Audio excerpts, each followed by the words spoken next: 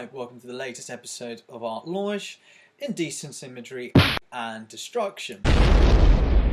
This video blog will be talking about Graham Ovenden and his criminal history. Graham Ovenden is a British painter who's well known in his application, or is well known in his creation for some very interesting landscape art and his portraits of children.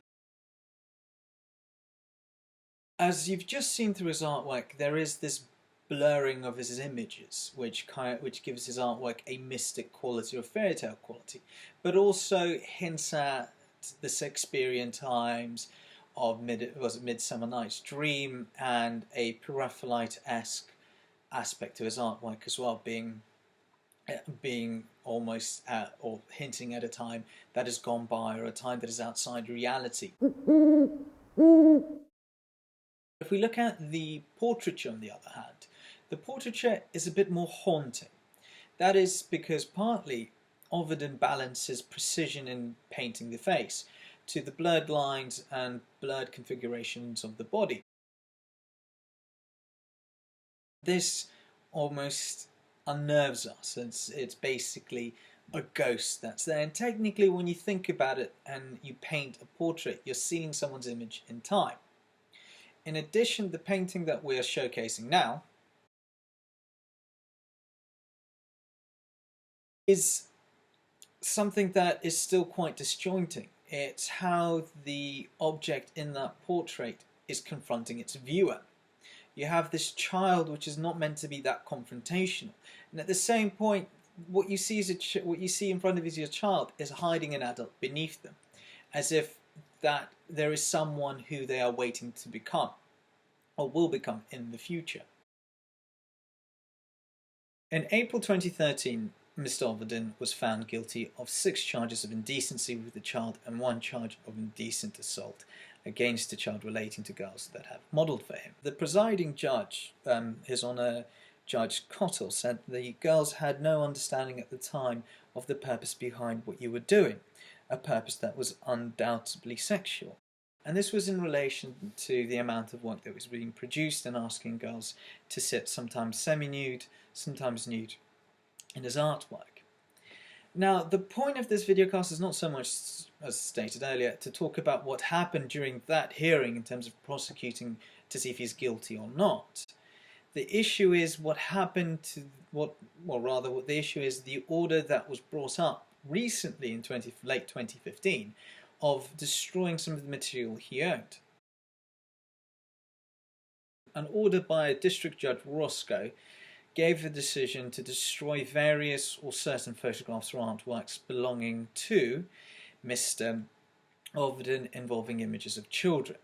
The collection of photos appears to me to disclose an obsession with naked girls. There are 40 images by a French 19th century artist called Pierre Louis, and also one painting commissioned by Princess Diana of a half-naked girl. And in one of the examples of the Pierre Louis photographs, Mr. Ovenden tells Mr. Lusher is that it is a famous Victorian photograph of a child prostitute that was bought in 1978 or 79, Sotheby's catalogue, which is well known. This was used under the power granted by Section 5 of the Child Protection Act 1978, forfeiture of property. And in that, there are 2 ways in which this power could be triggered, specifically one way under Section 1, subsection 1 of the Child Protection Act 1978, or under Section 160 of the Criminal Justice Act 1988. If we look at Section 1 of the Child Protection Act 1978 and Section 160 of the Criminal Justice Act, subsection 1, both talk about the idea of photograph or pseudo-photograph as indecent, or rather focus on the idea of what is a photograph or pseudo-photograph. And both of them focus on the point that there's some sort of digital manipulation involved here, and that there's a form of creation behind it, and that there is an intent to use that image, or that image was created for the intent of getting sexual gratification through a child's imagery.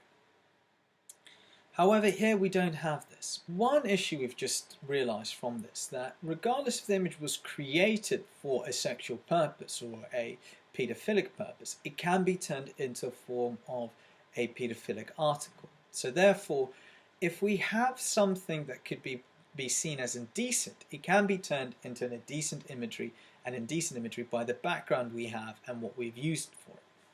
Like for example, if Mr. Ovenden had instead advertising pictures of Pampers baby or babies, technically they could be destroyed despite the fact that their purpose is there to advertise a product because of who he is. When Mr. Ovenden created his artwork, it almost masked his sexuality and his sexual desires. However, this is where there's a bit of a double standard. We have an artwork which was created and stated by DJ Roscoe, or District Judge Roscoe, not the DJ, District Judge Roscoe, that I have very little doubt that sexual gratification is at the very least part of Ovenden's reason for making these images.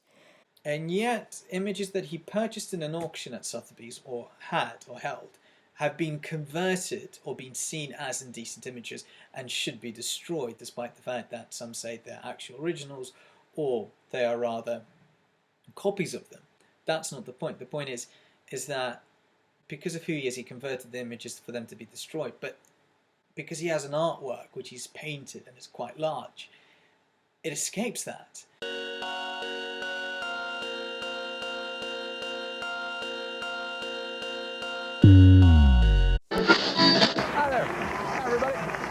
Hello to you at home. Thanks for joining us here on Wheel of Fortune, where the wheel turns, the letters spin, and the first pirouette of the day belongs to Vanna White. Here she is.